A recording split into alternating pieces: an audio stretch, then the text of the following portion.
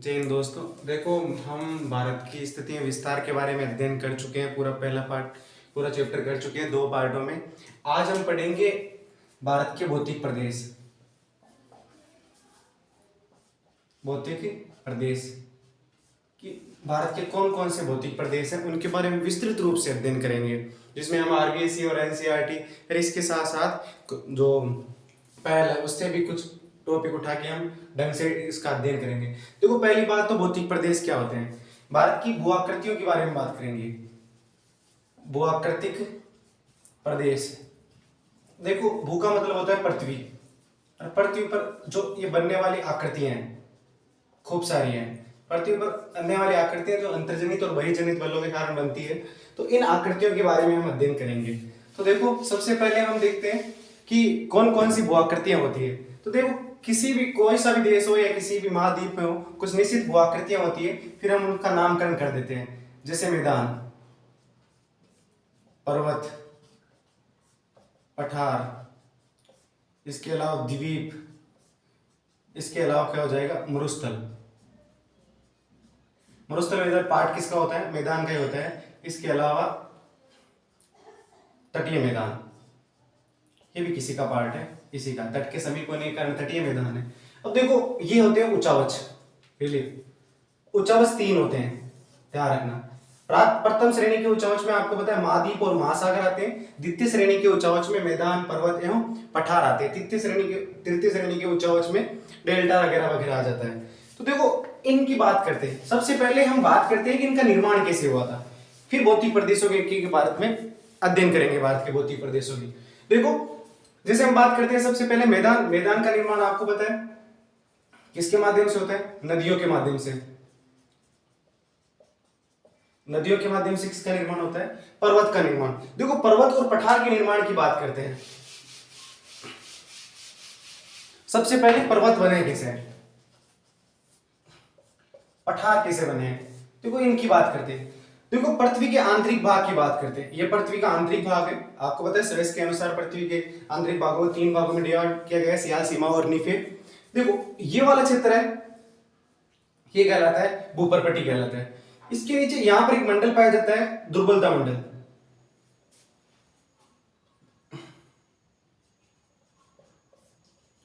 जो लगभग 400 किलोमीटर की गहराई पर पाया जाता है। यहां पर पाया जाता है मैग्मा। अब देखो, ज्वालामुखी के उद्गार के कारण, ज्वालामुखी में 2 प्रकार के उद्गार होते हैं। एक होता है केंद्रीय उद्गार, एक होता है दरारी उद्गार। यानी पृथ्वी के आंतरिक भाग से निकलने वाला जो मैग्मा है, यानी जो पृथ्वी के भूपर्पटी पर आने के बाद जिसे लावा कहते हैं, ये जब लावा या मैग्मा है, ये बाहर निकलेगा अगर केंद्रीय उद्गार के रूप में, यानी मैं कह सकता हूं एक पिचकारी के रूप में अगर बाहर निकले, तो ध्यान रखना उसकी वजह से किसका निर्माण होगा, पर्वत का। और एक दरार के रूप में, दरार है धीरे धीरे लावा आकर धरातल पर क्या हो जाता है, ठंडा हो जाता है, तो इसकी वजह से किसका निर्माण होता है, पठार का निर्माण होता है। ये ध्यान रखना। तो इसी प्रकार से भौतिक प्रदेशों का निर्माण होता है। मरुस्थल के बारे में तो आपको पता है कि जितने भारत विश्व के जितने भी महाद्वीप हैं उनके पश्चिमी भागों में मरुस्थल पाए जाते हैं, ठंडी जलधारा की वजह से। ये भी ध्यान रखना। द्वीप का निर्माण भी ज्वालामुखी क्रिया की वजह से, बहुत सारी क्रियाओं की वजह से होता है। परवाल द्वीप होते हैं, अलग अलग प्रकार के होते हैं। तो देखो, हम बात करते हैं भौतिक प्रदेश भारत की। देखो यहाँ देखना, यहाँ हम बात करते हैं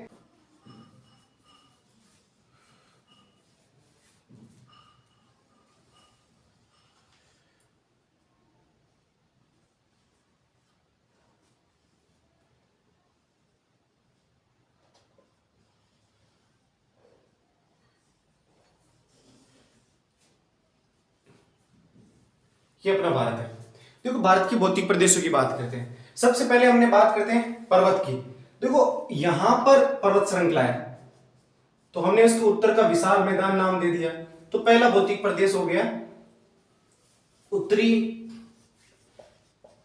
पर्वतीय क्षेत्र, ये पहला भौतिक प्रदेश हो गया।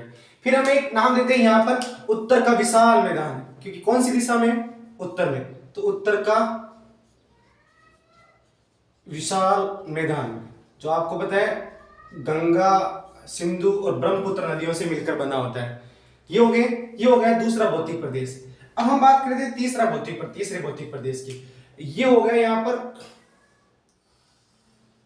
एक और भौतिक प्रदेश जिसको हम प्रायद्वीपीय भारत कहते हैं या प्रायद्वीपीय पठार। ये तीसरा भौतिक प्रदेश कौन सा हो गया अपना? प्रायद्वीपीय पठार। अब हम बात करते हैं चौथे भौतिक प्रदेश की, तो यहां पर हो गया थार मरुस्थल। थार का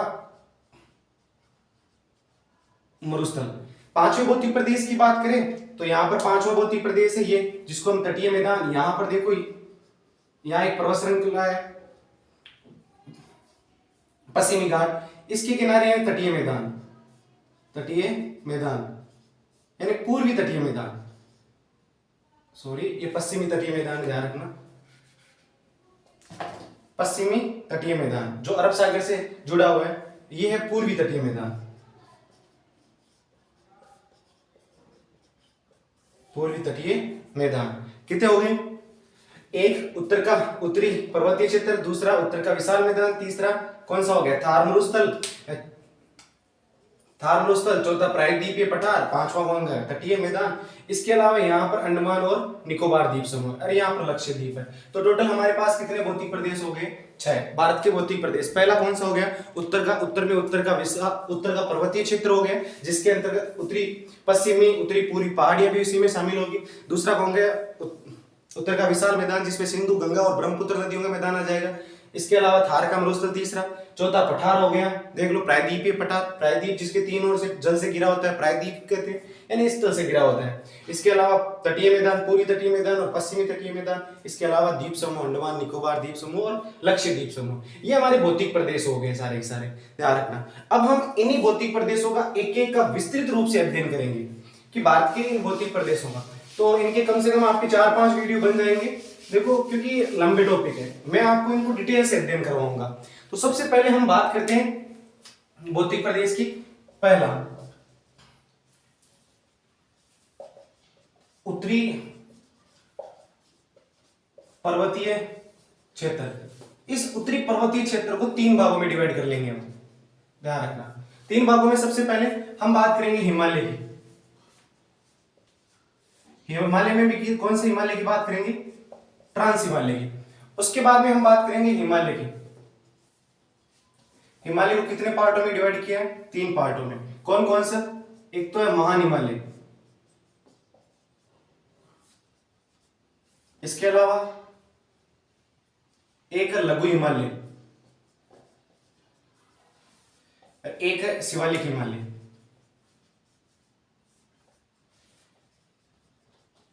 तीसरे में इसमें हम उत्तरी और पूर्वी पहाड़ियों की बात करेंगे। जो हिमालय का पार्ट है, आपने नाम सुना होगा, गारो, खासी, जयंती, मिसमी, अबोर, नागा, इन पहाड़ियों का अध्ययन इसके अंतर्गत करेंगे।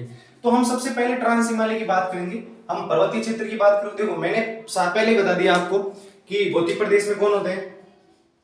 पर्वत, पठार, मैदान, द्वीप, मरुस्थल और तटीय मैदान।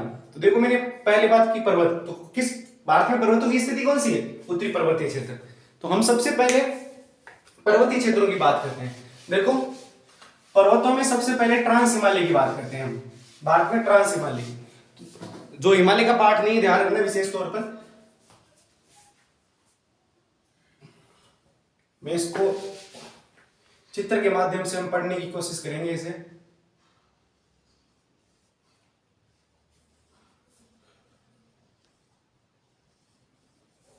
देखो ये अपना जम्मू कश्मीर है। तो यहां पर हम सबसे पहले ट्रांस हिमालय की बात करते हैं। ट्रांस हिमालय में 4 श्रेणियां पाई जाती है। एक यहां पर है, इसके अलावा एक यहां है, एक यहां है, इसके अलावा एक श्रेणी यहां पर भी है, एक श्रेणी यहां है जो तिब्बत में स्थित है।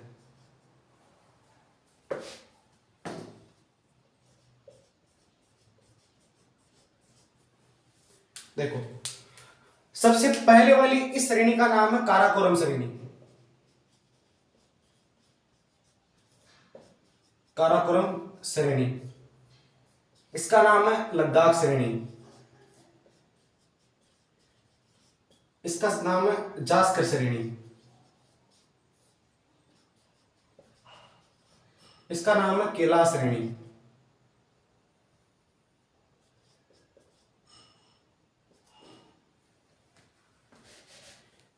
कैलाश श्रेणी।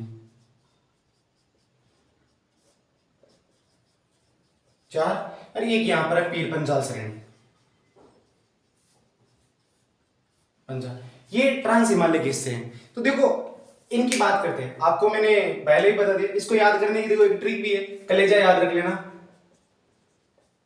कैसे काराकोरम, लय से लद्दाख, जैसे जास्कर, तीनों श्रेणियों का क्रम कई बार पूछा जा सकता है। इसकी सबसे ऊंची चोटी यहां पर है, जिसका नाम आपको याद है गोडविन ऑस्टिन, या इसको केटू कहा जाता है, जो कितनी है 8611 मीटर, ध्यान रखना। सबसे ऊंची चोटी राकापोसी है इसकी सबसे ऊंची चोटी। तो इन चोटियों को ना विशेष तौर पर आप ध्यान रखना। कैलाश श्रेणी आपको पता है यहाँ पर इसी के दक्षिण में है ना मानसरोवर झील भी स्थित है। ये ट्रांस हिमालय की बात हो गई। हमारे ट्रांस हिमालय में इन श्रेणियों को आपको विशेष तौर पर याद रखना। इन श्रेणियों के बारे में हम अगले वीडियो पूरा उसके बाद में जब दर्रों की बात करेंगे। वैसे यहाँ पर दर्रे पाए जाते हैं, आपको पता है जोजिला, फोटोला, खरदुंगला दर्रा पाया जाता है। इसके अलावा पीर पंजाल, बनियाल दर्रा पाया जाता है। ये प्रमुख दर्रे पाए जाते हैं। दर्रे क्या होते हैं? पासेज होते हैं जो एक स्थान से एक पहाड़ी में मध्यवर्ती भाग में एक स्थान से दूसरे स्थान पर जाने के लिए बने होते हैं, ध्यान रखना। प्राकृतिक रास्ते होते हैं। तो ये हो गया ट्रांस हिमालय। अब हम बात करेंगे इसके अलावा हिमालय की बात करेंगे बाकी के, जिसमें वृहद हिमालय, महान हिमालय और लघु हिमालय की बात करते हैं। देखो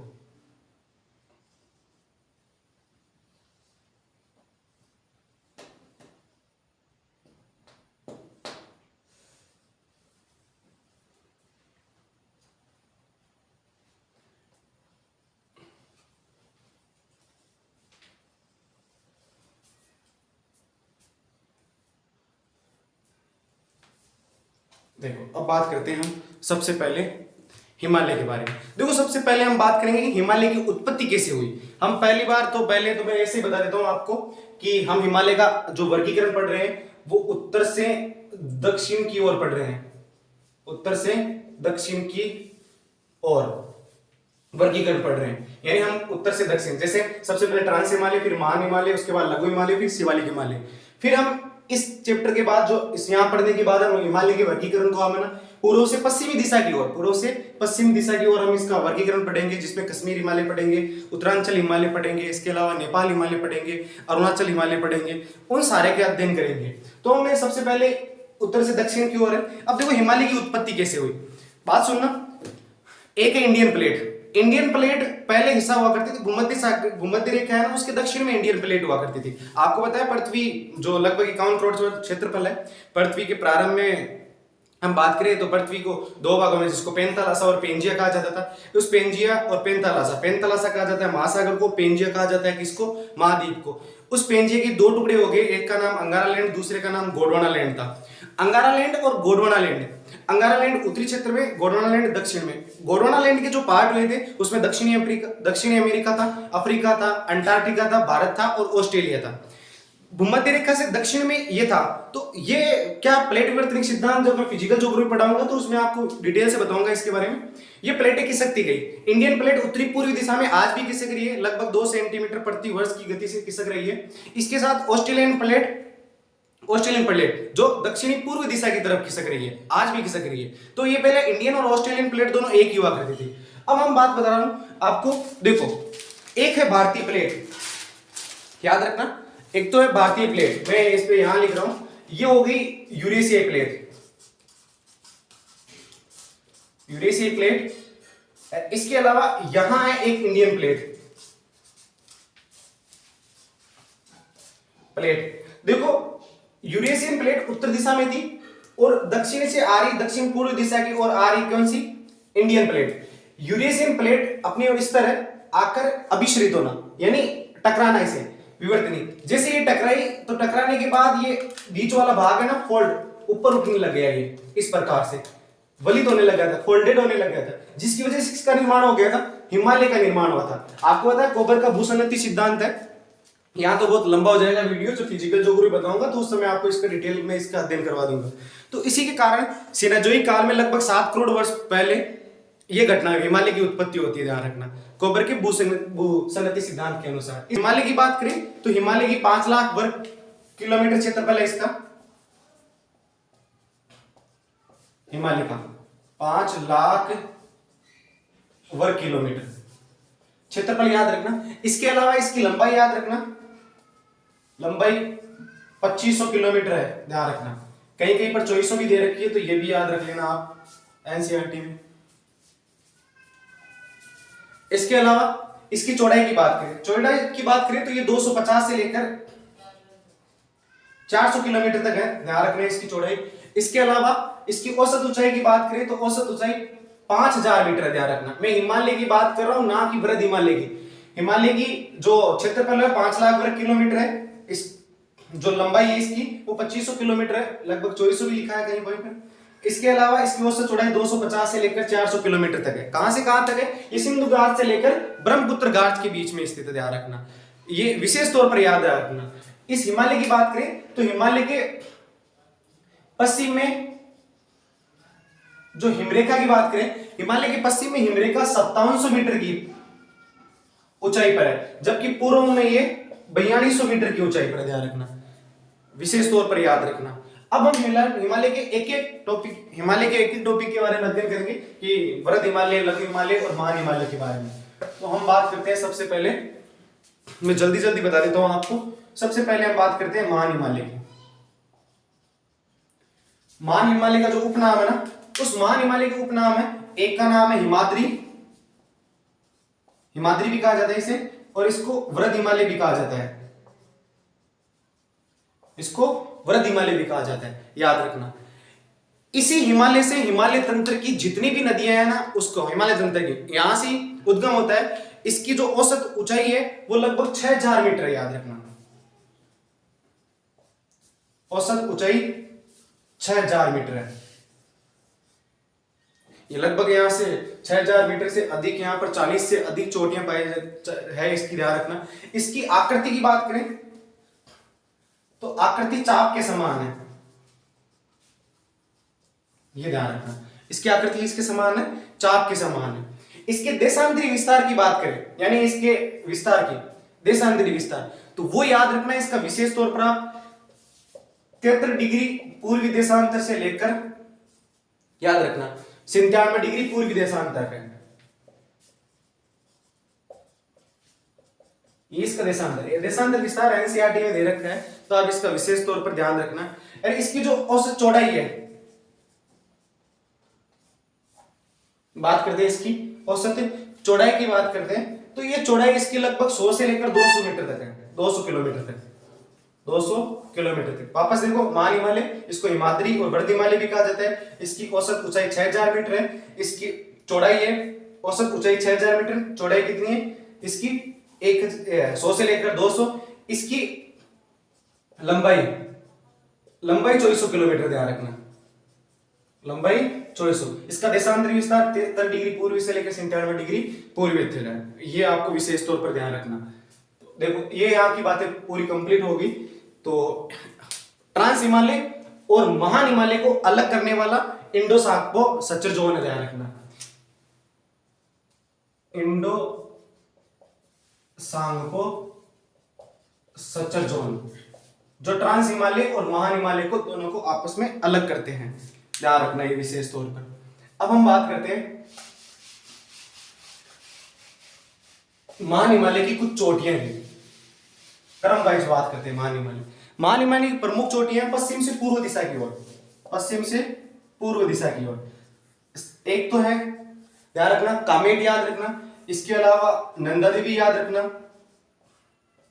ये नंदा देवी उत्तराखंड में। इसके अलावा धौलाधर याद रखना, धौलागिरी, ये कहां पर है? नेपाल में। इसके अलावा अन्नपूर्णा याद रखना, अन्नपूर्णा, ये भी कहां पर है? ये भी नेपाल में। इसके अलावा माउंट एवरेस्ट, ये कहां पर है? ये भी नेपाल में। इसके अलावा मकालू और कंचनजंगा,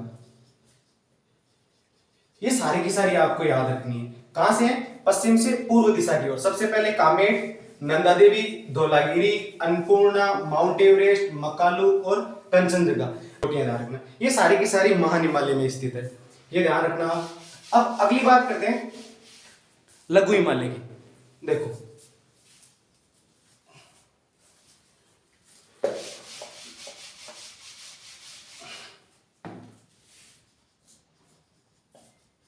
लघु हिमालय, देखो लघु हिमालय की बात करें तो लघु हिमालय ना, इसका अन्य नाम मध्य हिमालय है। मध्य हिमालय, इसको हिमाचल हिमालय भी कहा जाता है, ध्यान रखना। यह आपको विशेष तौर पर याद रखना। इसकी जो औसत ऊंचाई है, ऊंचाई वो 3000 मीटर है, यह आपको याद रखना। इसके अलावा इसकी चौड़ाई, चौड़ाई याद रखना, इसकी चौड़ाई 100 से लेकर 280 से लेकर 100 सेंटीमीटर है। सेंटीमीटर क्या, सॉरी, 80 से लेकर 100 मीटर तक है, ध्यान रखना ये। इसके अलावा हम बात करें तो इसकी जो प्रमुख पर्वत जो श्रेणियां हैं, चोटियां हैं, जिसके अंतर्गत आपको पता है धौलाधर हो गया, नागटिब्बा हो गई, महाभारत हो गया, इसके अलावा मसूरी। यहाँ पर कुछ पर्यटन स्थल है, वो ध्यान रखना। पर्यटन स्थल की बात करें तो आपको मैं बता देता हूं, यहाँ पर शिमला है, शिमला के अलावा मसूरी है, नैनीताल है, दार्जिलिंग, दार्जिलिंग पश्चिमी बंगाल में आपको पता है, और रानीखेत यहाँ के प्रमुख है। यहाँ के जो ढाल आता है ना, यहाँ के ढालों पर एक वन पाए जाते हैं जिसको कोणधारी वन कहते हैं, कोणधारी वन। इन्हीं वनों को टेगा वन भी कहा जाता है, ध्यान रखना। इसके अलावा यहाँ पर घास के मैदान पाए जाते हैं, कहां, लघु हिमालय में, जिसको कश्मीर में मर्ग कहा जाता है, ध्यान रखना। कहां कहा जाता है, कश्मीर में मर्ग। आपको नाम याद रखना, एक तो सोनमर्ग है, इसके अलावा गुलमर्ग है, ये कश्मीर में स्थित है। इसके अलावा उत्तराखंड में इनको बुग्याल या पिहार कहा जाता है, ये भी याद रखना, विशेष तौर पर याद रखना है इसको। अब हम बात करते हैं, देखो महान हिमालय,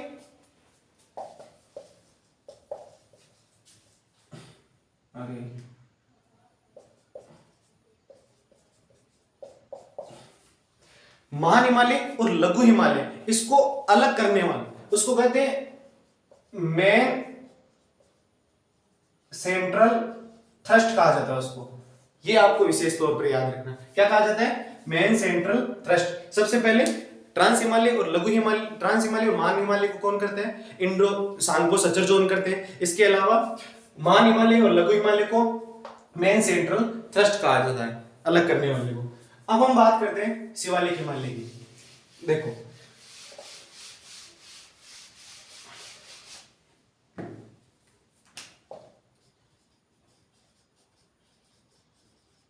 शिवालिक हिमालय की बात करें तो शिवालिक हिमालय का विस्तार याद रखना, ये पंजाब से स्टार्ट होता है, पंजाब से कहां तक, बिहार तक।